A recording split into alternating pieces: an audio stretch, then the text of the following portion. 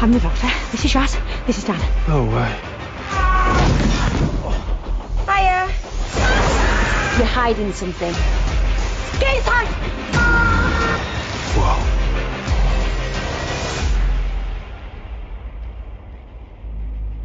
Any questions?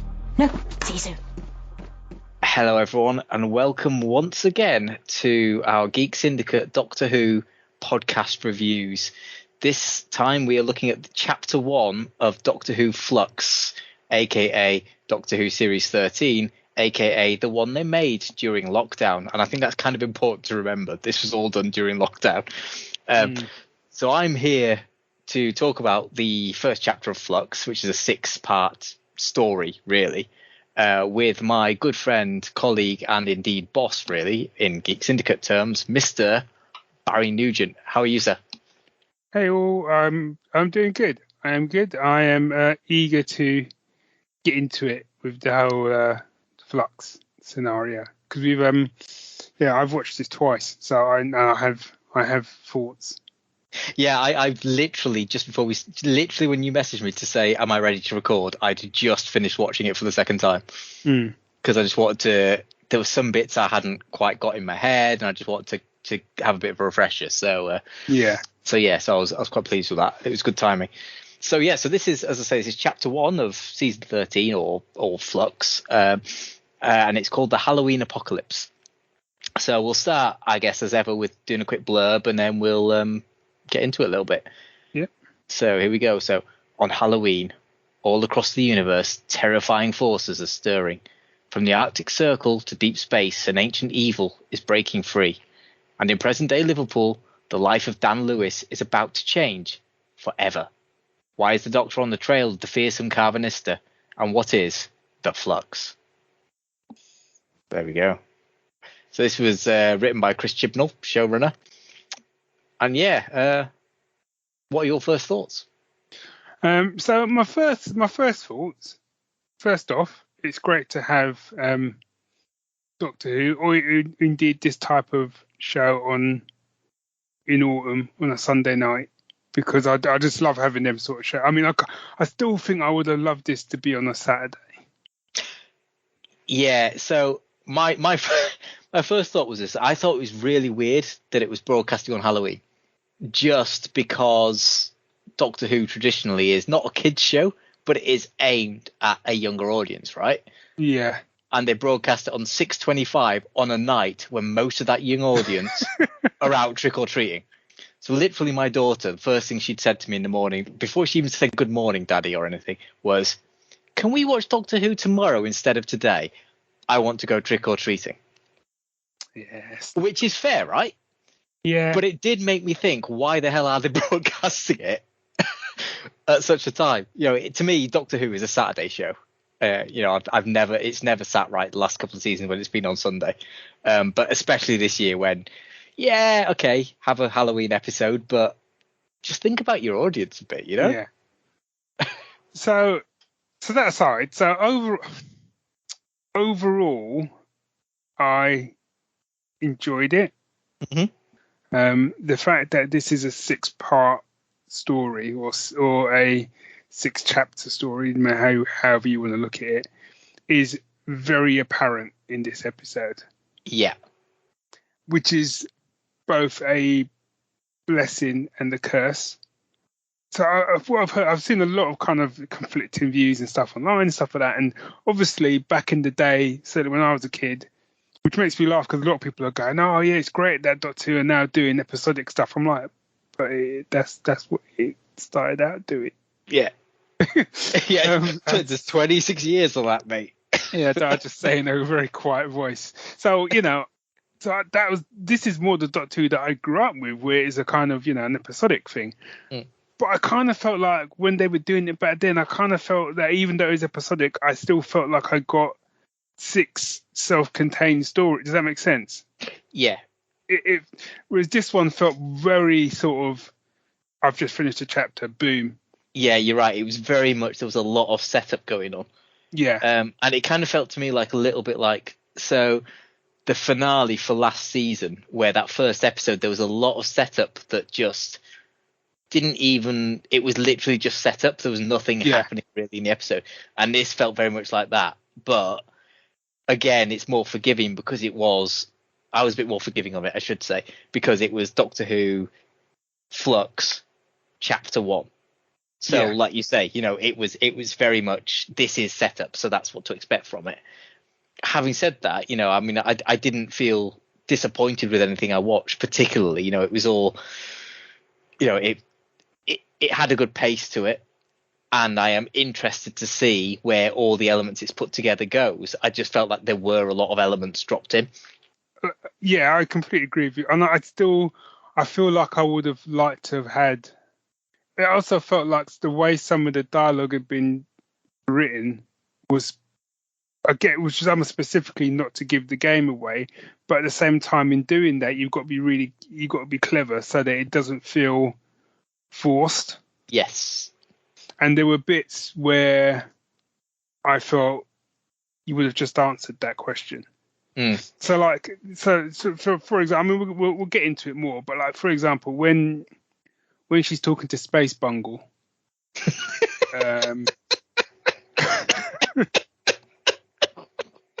because that literally killed me. He is now forever known as Space Bungle or Spungle. Yeah, he's talking to Spungle. That about the division and stuff, which is another thing. Was you really it was standalone, but for you to get the weight of what she was doing, you and what was driving her, you needed to have either seen the previous season finale, or at least be aware of it. So I agree in this. So I've obviously seen those episodes. Mm-hmm. I had no idea why she was chasing him. And neither did I. The division, it was like I literally went on like the TARDIS wiki earlier and was going through and I'm like, oh, okay, that's what the division is. I remember now. But I couldn't remember it. No. And there was no like previously on. It's one of the few times when I thought a previously on would have worked. It would have worked because it didn't.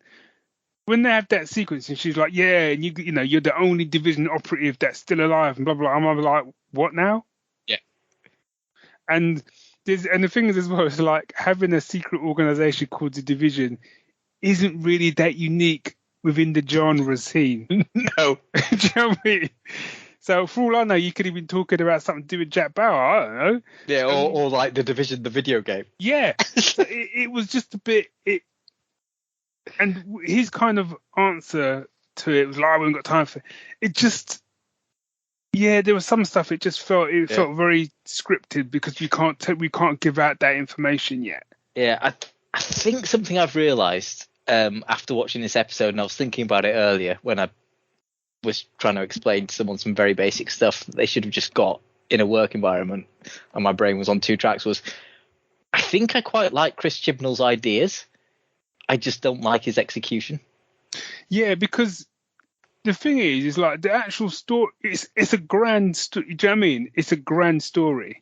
It's a grand opening, and and effectively, like the stakes couldn't be higher, and all of that. And I love all of that. I'm always here for that.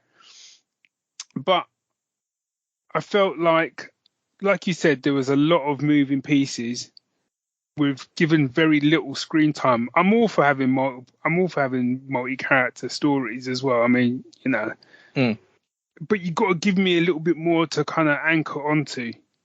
The little time you got for those characters, because, for example, we meet Dan, who's played by John Bishop. Yeah. Now, normally when they bring in a companion, that companion normally gets the episode. Yes. Yeah. And people can make the argument and say, yeah, but he did get the episode. He was in it the whole time. He was in it for quite a lot. Yeah, but the difference is normally when they do that, they double down on that companion's backstory. So we get a real sense of who that companion is in his or her ordinary life before their life becomes extraordinary. Yes. Yeah. And I actually felt what they were setting up with him was really good. Just not enough of it. Just not enough of it. I really his introduction when he was walking in and he was explaining about Liverpool and stuff. which was bookended by that flashback to the past and stuff, which I thought was really good. I liked that, and I thought it was a great intro for him and stuff. And then you get a sense that I don't know, he's struggling financially. I don't. Do you know what I mean? Mm. You get some sort of a sense of that, but I couldn't tell you what he did as a job. I couldn't tell you why he kept rocking up to the museum or why he was helping out a shelter place. I just felt that just as I was starting to get to know, and obviously we've got more episodes to get to know him, but normally by the time they meet the Doctor, we've got a better idea of what their deal is.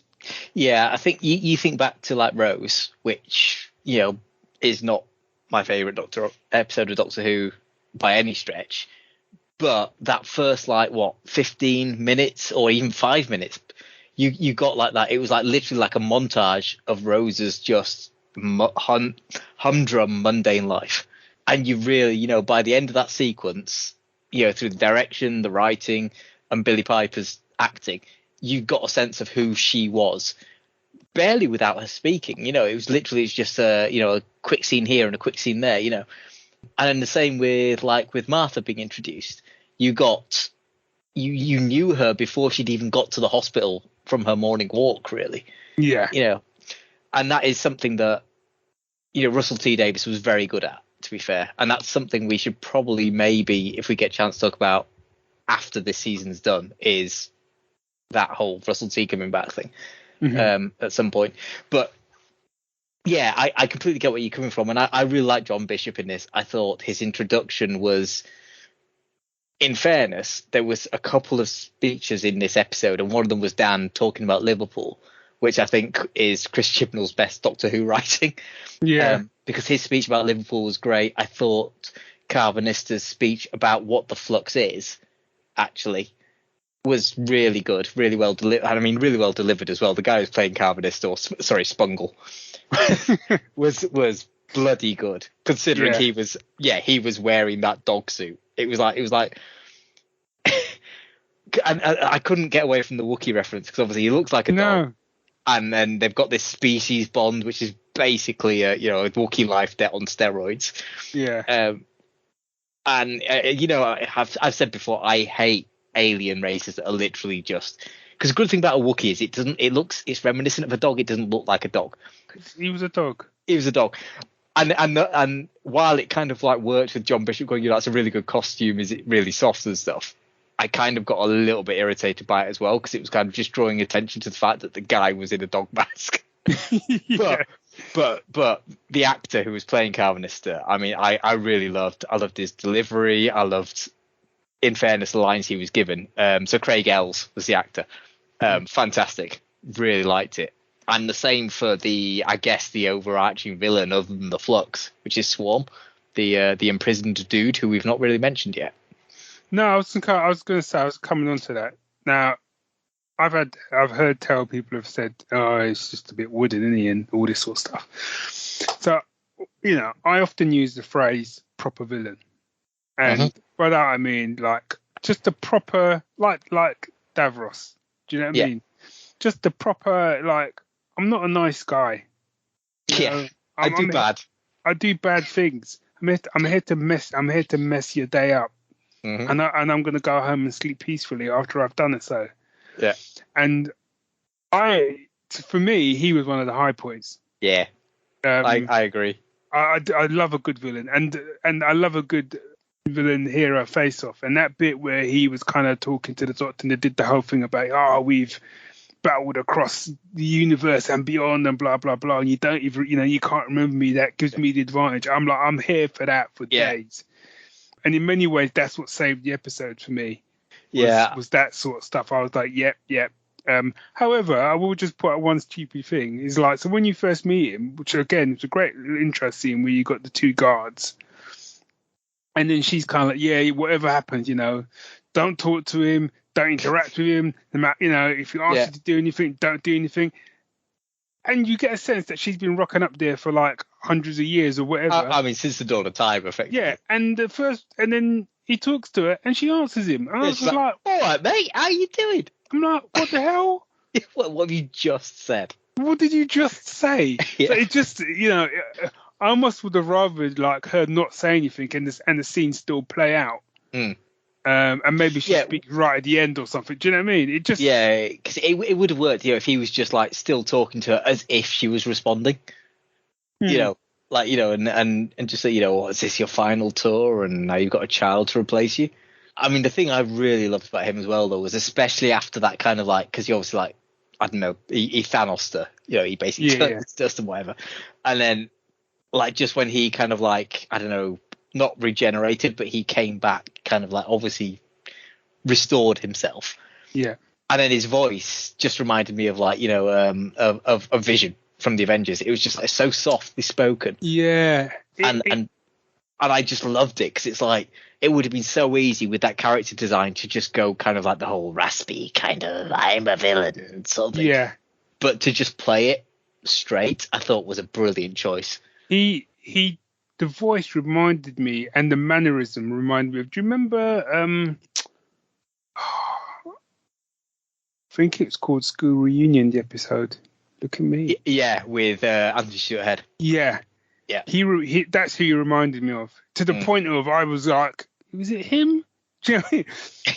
Because the way he moved, the manner, the speech, that's the character he reminded me of. I don't think, because a lot of people have been saying like that it's the Master, and I'm like, it's not that. It's not the Master. No. I mean, to be fair, the Master doesn't have a sister for a start, so no. And also as well, it would make no sense because the whole setup of it is she's got no idea who this person is. Yeah, exactly. Because her past lives have been sort of erased, so she's got no memory of him. So it would make no sense for it to be the Master when we've just literally just had the Master in a season with her.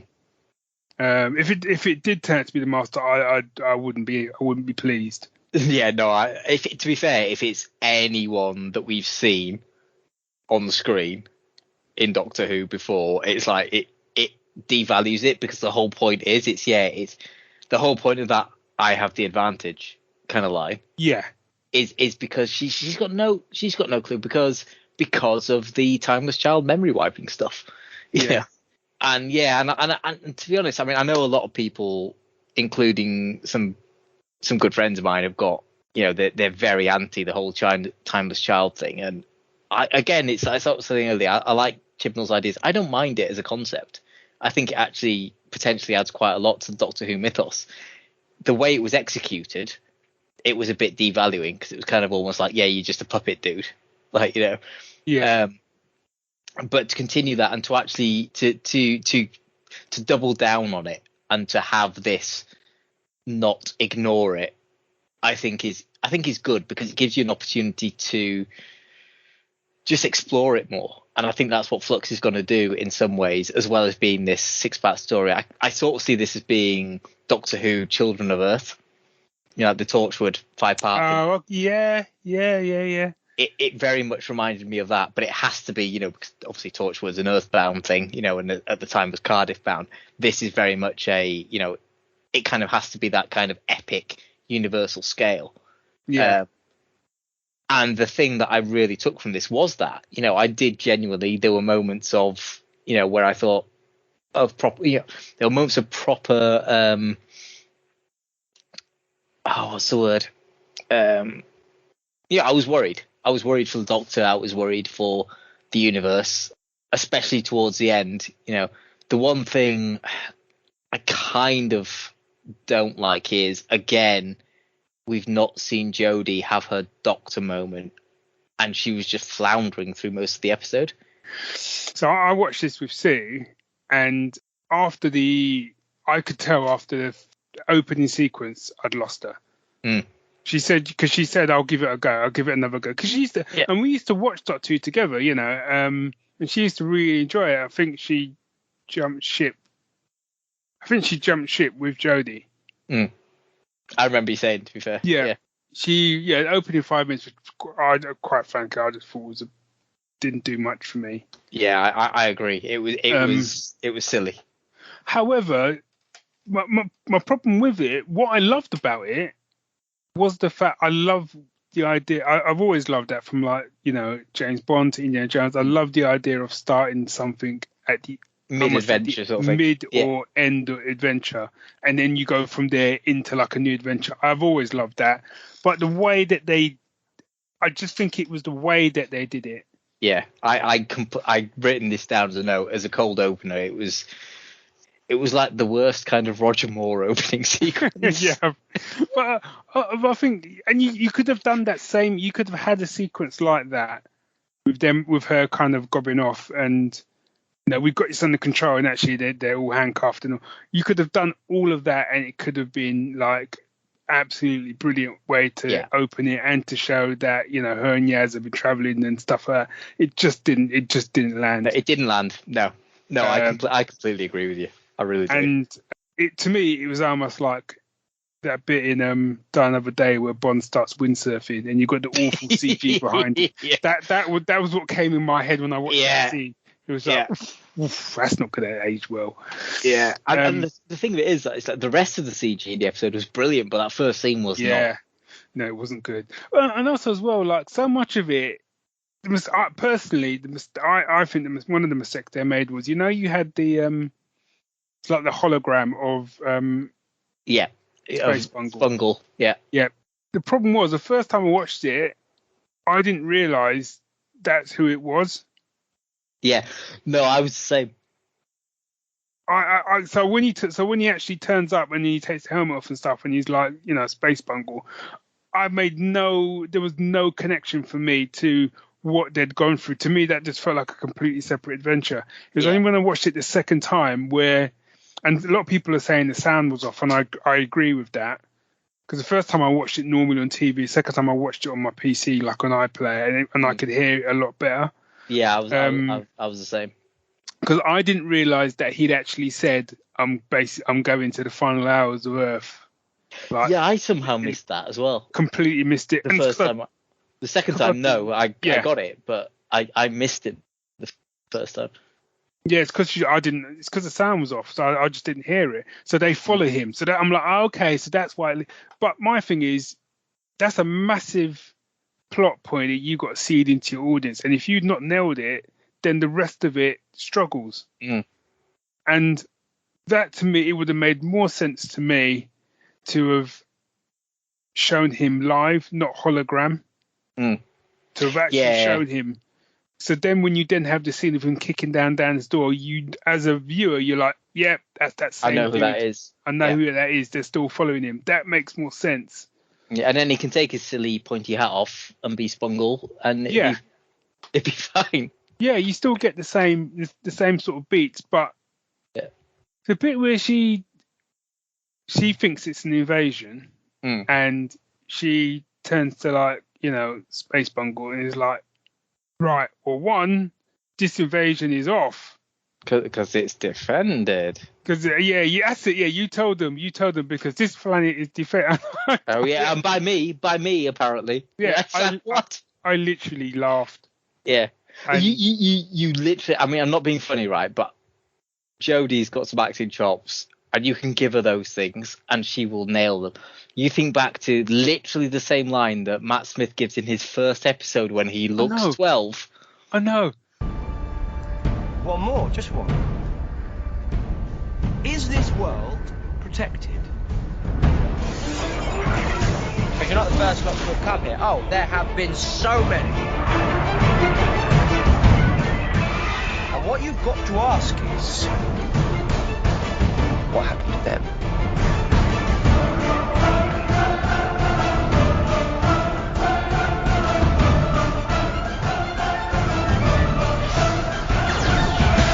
Hello. I'm the Doctor.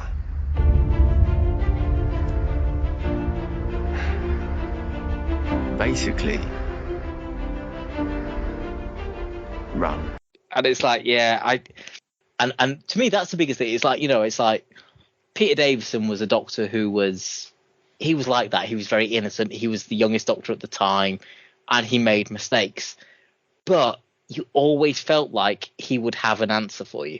With Jodie, with not with her, but with the way she's written, I haven't seen those moments of, do you know what, I would follow you. When you have that episode where the Doctor meets the other female Doctor, the fugitive Doctor, the fugitive Doctor, and then she drops this line, who goes from, she's not a bum, she's capable and whatever, and then you realise she's a Doctor because obviously she's got the chameleon watch or whatever it is. Yeah. And then she drops that line where to the people is like, we're leaving now. You know what's good for you. Do not come for me again. Ever. Consider your contract cancelled. And you're like, you know what? If that woman was going into hell, I'm riding alongside her. Yeah. And that's in like 5. She's only the Doctor. If she's between me and Oblivion, I'm all the way behind her. Yeah. Do you know what I mean? I am.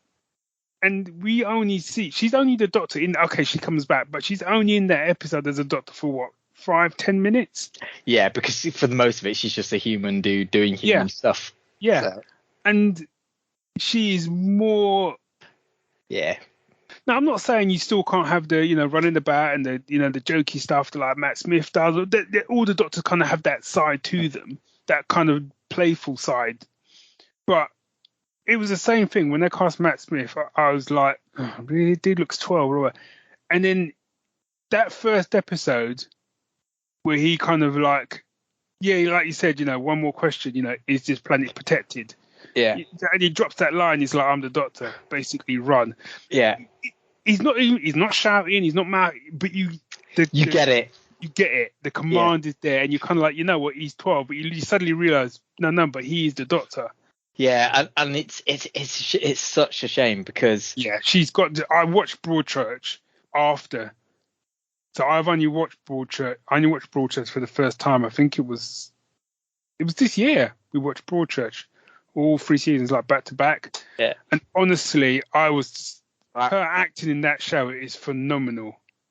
Yeah, and the thing is, you can see it because everything she does as a Doctor is amazing. She delivers every line exactly as it was intended. Yeah. The problem is the intention is wrong. Yeah. And it's kind of like I always thought, because I love David Tennant as a Doctor. I would have liked to have seen how he'd have handled a season of Stephen Moffat. And as part, it's the same. I would like to have had Jodie's first season under Stephen Moffat, to see how she would do, or even I would like her to have stayed on for, as is happening now, Russell T coming back. Because there's one thing Russell T does well, it is character stuff. Yes. And, there are pros and cons in my mind to him coming back, but I know exactly why they brought him back, and I don't disagree with it necessarily.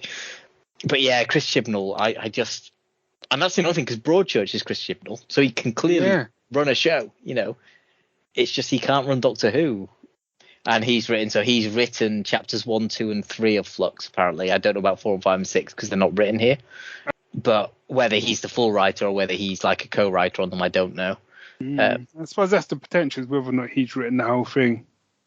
Yeah, and that's the thing, because it's kind of, there were a few episodes of like certainly the later Peter Capaldi stuff that Stephen Moffat did, and he was marked as a co-writer from him. And basically, he'd done what I call a Terrance Dicks, which was he had a script submitted and he rewrote it to be Doctor Who.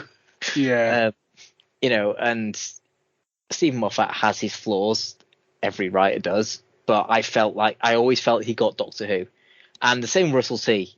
I felt he got Doctor Who. I have issues with Russell T's writing for various reasons, but he got Doctor Who. Yeah. He must have. He brought it back. You can't argue with it. How successful it was because of him. Yeah. And you could argue yes, but the best episodes in his run were other people's. Kind of don't care. It was all under his vision. Yeah.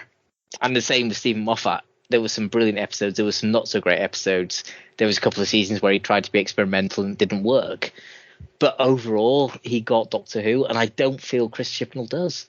And that's the sad thing, because, like you say, Broadchurch, he clearly knows how to run a show. So bringing it back around, I enjoyed the episode enough to sort of, I want to see how it plays out, And what I'm hoping is it gives me, because obviously she's halfway out the door now, but I'm hoping she gets Gets her moment. I'm hoping she gets a doctor moment, which I don't feel she's had yet. I think the closest she came to having one, I thought, was actually in the very first episode, weirdly, when she kind of, I think it's near the end of the episode, where she's kind of saying what she stands for. Who are you? Yes, I'm glad you asked that again. Bit of adrenaline, dash of outrage, and a hint of panic knitted my brain back together. I know exactly who I am. I'm the Doctor. Sorting out fair play throughout the universe. Now please, get off this planet while you still have a choice. Yeah, there was that, and there was the episode in the one of the first Christmas special she was in, where she was talking to the Dalek, but then she immediately undercut herself. Yes, yeah, and she has, she has quieter moments. I find actually and I think if they wanted to give one of those moments, I think if they give it to her where she's not shouting or anything, I think it works, because she does quiet stuff very well. Because I think there was one with Graham where he was basically gonna kill someone because he realized that's the one who killed his wife. I'm sure it was something like that. And the Doctor basically says, if you do that, you can't travel with me anymore, and I'll have to stop you, blah blah blah. And it's just something in the way she says it was as if to say, like, no, I'm not having this. Yeah, as I said, I think it's not her acting. And it's what's being put in front of her. Yeah, she very much reminds me of Pierce Brosnan as Bond. Mm-hmm. In that he got some shit scripts, but he, like you, I mean, you look at like Goldeneye and you look at Tomorrow Never Dies, especially the opening sequence, and he was Bond, But even he says in interviews, he doesn't feel like he nailed it, and it's like, yeah, you did. And it's the same with Jodie. She could nail the Doctor given the right script. Yeah, she's just not been given it. Yeah, I don't think the because I don't think the casting is wrong or anything like that. I just don't think she's. Yeah, she just hadn't been given that script. Yeah, she's been poorly served. Yeah, and I'm hoping that this series will change it, because maybe hopefully the stakes are big enough. I think maybe there's definitely scope for her to be having some pretty juicy interactions with the villain. Yeah. I just hope they don't waste him like they did with Ashad, the cyber dude. Yeah, good point. Because I miss that dude. Yeah, he was good. he was a good villain, wasn't he? Yeah, and they just sort of threw him away, didn't they? Yeah, and it was like, what have you done? The best villain you've created in, like, years. Because I think that's the other thing what I want to see from this. So, like I said, overall, it's an opening shot. So, as an opening shot, I enjoyed it, and I think by episode 3, really by episode 2, I want to start seeing some stuff get answered. You can't, and that the characters that you have moved into position like chess pieces get a little bit more time to breathe in the next episode, which is still going to be difficult because it's a 45-minute show, and you've got the 3 of them in the TARDIS. You've got Dan's date, who we didn't really know anything about other than it's Dan's date, who's suddenly involved in it all. Yeah, suddenly she's in a big glowy house. Yeah, you've got this mysterious woman, Claire, who's met the Doctor before, who I'm guessing we're probably going to turn out she'll probably meet her next episode. Yeah. Which annoyed me that it was like, I don't think I've met you yet. And I say, oh no, I've got no time to talk to you. Yeah, that's not the Doctor. You what? but that was kind of like, I think what Chibnall was trying to do there was echo that moment at the end of the first Weeping Angels episode, where Sally Sparrow meets the Doctor and Martha, and they're off to do something important, and she's like, "Oh yeah, no, I just need to let you know this," sort of thing. Yes, yeah, I remember. Yeah. It felt like a very bad mirror of that to me. Yes, good point. Yeah. And the other thing that irritated me slightly about that, I thought they did a really good job of, like, the director in this did a really good job for the most part of when the Weeping Angel showed up in the middle of the street. It was it was eerie, right? It was a Yeah. creepy shit. It was proper horror movie stuff. That whole sequence where Claire's trying to get into a house and stuff. But then they undercut it by having a moment where the Weeping Angels just stood there at the end, and I'm like, who's looking at you? Because Weeping Angel's just a statue at that point. I'm like, but you can move, you can go. You don't need your hands over your face. What are you doing? Just go. But I think Fuck off. what I'm hoping, and I think sometimes, and it's not just, Chris Tribler that does it. What I hope is we don't fall into this trap of just relying on, look, it's a Weeping Angel. Yeah. Look, it's a Dalek. Look, it's a Sontaran, which we have annoyingly redesigned. One of the few designs that they did for the new series that I thought was spot on was the Sontarans, and now they've changed it to make it look more like the old Sontarans that looked silly. I'm like, I don't get it. It still looks like a talking jacket potato to me. Yeah, but they did a good job with the blue armor and stuff. It looked, Yeah. And then they've gone back to literally, as you say, the jacket potato in a spacesuit. But I think, my thing is like, I've seen certain enemies turn up so often now. It doesn't. So, I don't go. Oh. So when the Weeping Angel turned up, don't get me wrong. It was the scene was well done, but I wasn't like, oh my god, it's a Weeping Angel, because it's like, oh, it's another Weeping. Oh, it's a Sontaran again. It's kind of like, I guess they're going to be. I guess episode 5 will be Daleks, and suddenly I'm supposed to be shocked. Yeah. Oh my god, it's a Dalek. I can guarantee Cybermen will turn up at some point. Whereas the proper villain dude, like I like because he's someone new. Yeah. Like the lone Cyberman dude. What was his name again? Ashard. Ashard. Yeah. I'm like, you've actually created a villain who is like new. Okay, yes, he's a Cyberman, but he's new, and he's a proper villain. And you could have brought him back again. Or I even remember, I think it was in in the Capaldi one, you had they were called the Boneless. Yeah. I think I know what you mean. They used to they kind of came out of like pictures and whatever. Yeah. I can't remember what they were. They were proper scary. I didn't. But they're only in that one episode, and I'm kind of like, you've created all of these enemies as Doctor Who has gone on, but you still keep going back to ones which predate the new stuff. Yeah, and it's like when you do go back, you bring back. I mean, to be fair, Weeping Angels are good. They're creepy, but they have to be handled correctly. But you go back, and like last season we had the Jadoon again. It's like, okay, whatever. But if you'd brought back the Vashta Narada at some point, yes, yeah, that kind of thing. Like you say, there are loads of really. Even the Mummy on Orient Express, I thought was really. The episode itself didn't get me, but the actual concept and the creature behind it was pretty damn good, Yeah. And there are loads of those. Like you say, you don't have to go back to the big hitters every time. No. And it literally becomes that kind of like, oh yeah, who do the fans love? They love the Weeping Angels because we keep telling them they do. Yeah. And I'll be honest, I like Sontarans, and one thing I did like about the bits of the Sontarans we saw, there was a little bit of humour there, but they actually seemed quite menacing. Dan Starkey's performance, it was very different to his performance as Strax, where he just became comic relief. Yeah. And, from having, obviously I listen to a lot of the Big Finish stuff, and Sontarans are in it a lot, and whenever they use the Sontarans now, there is a lot of that comic relief going on, and it lessens them as a warrior race. And I feel like, we'll see what happens next week, which is all about them in the Crimean War. But I feel like some of that menace might come back, maybe, and I'm hoping that that's the case. I'm interested to see, going back to sort of like the main villain, have they? I can't remember now. Have they done the Black Guardian in this?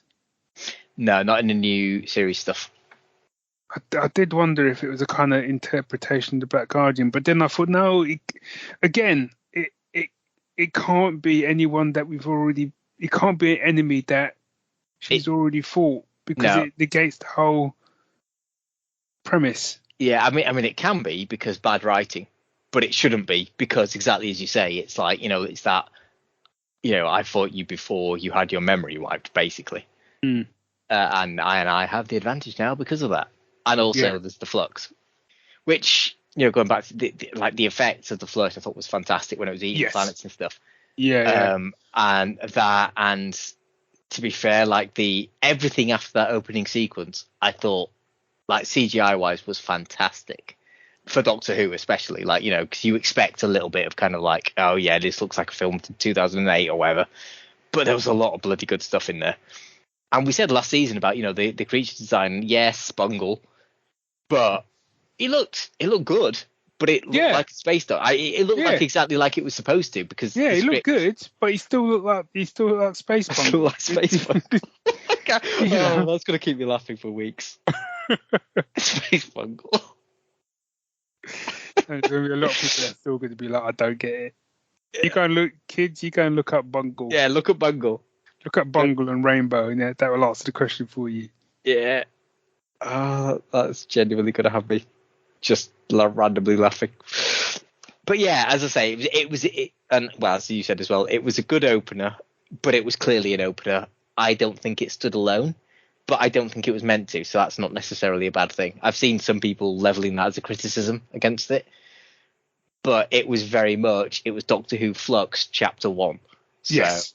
Yeah, I think part of the problem is that a lot of TV shows that are on at the moment, which are serialized, have done a better job at being able to give you a relatively self-contained story while setting stuff up. And I guess, and I felt coming out of that episode, I don't feel like I'd really gotten many answers. No, already, to be fair. Yeah. It was all questions. It was all questions, and then depending how they get out of it, I guess it was almost cliffhanger for the sake of cliffhanger.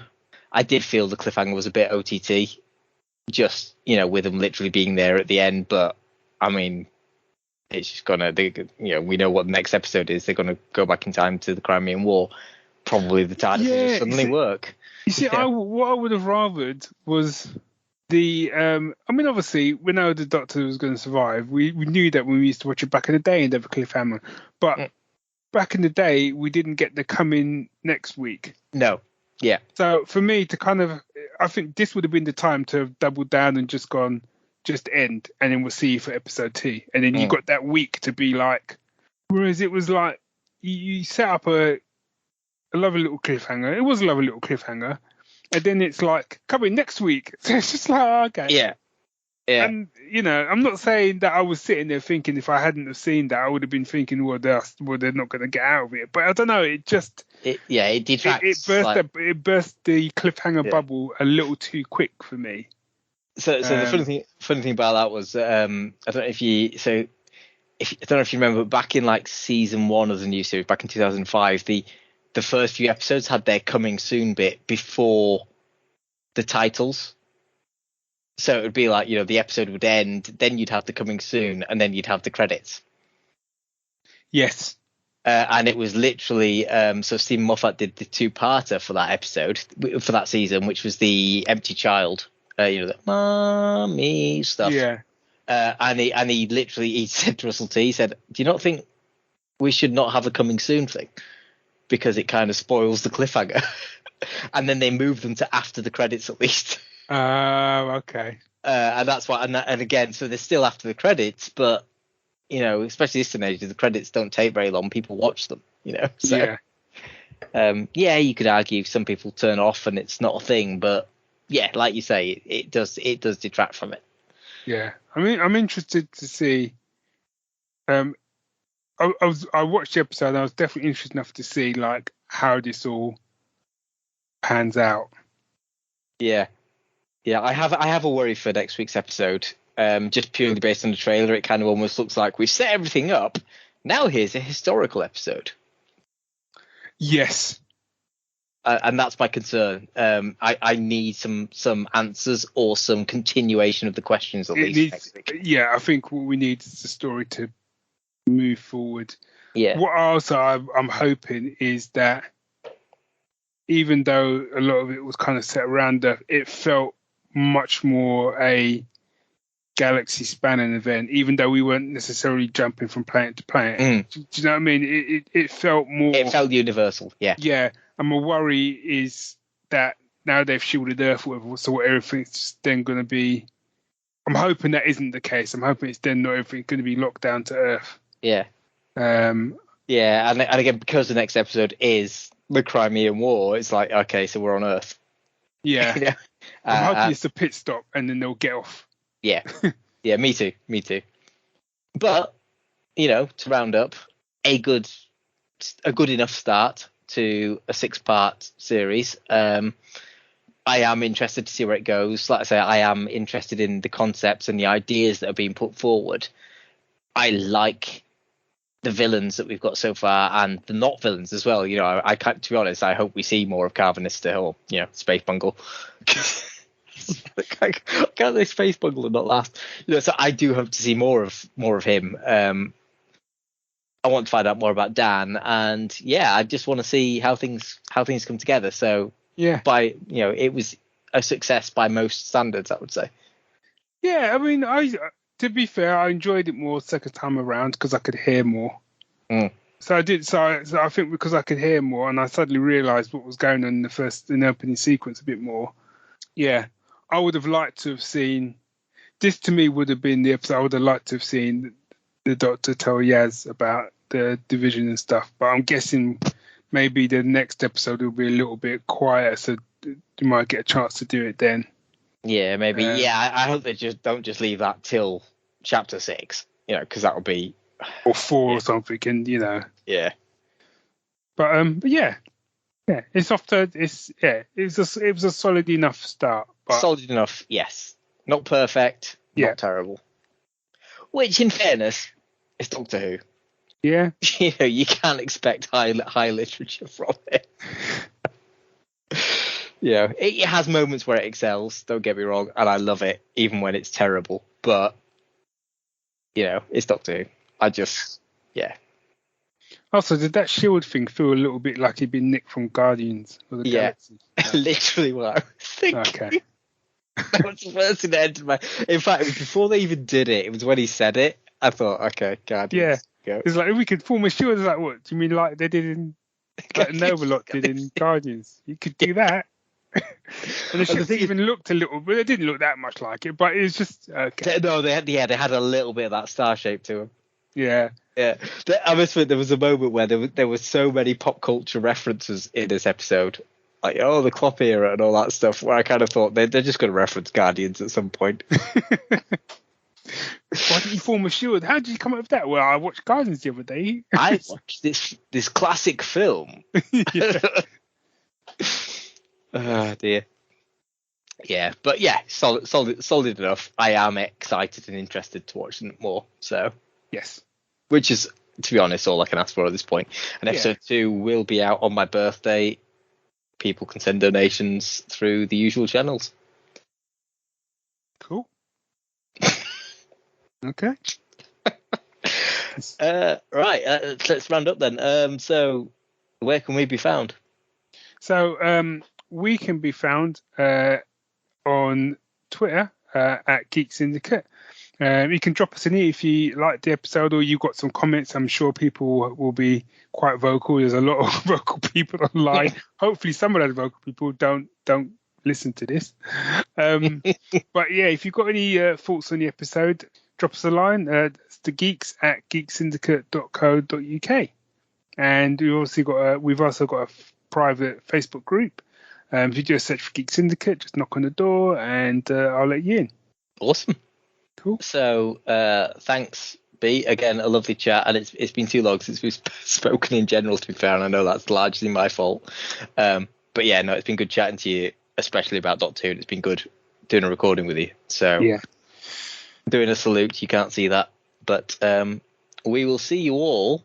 I would say same time, space, same channel, but we don't know what time we'll be recording, so we'll see you next time. We'll see you next time, though.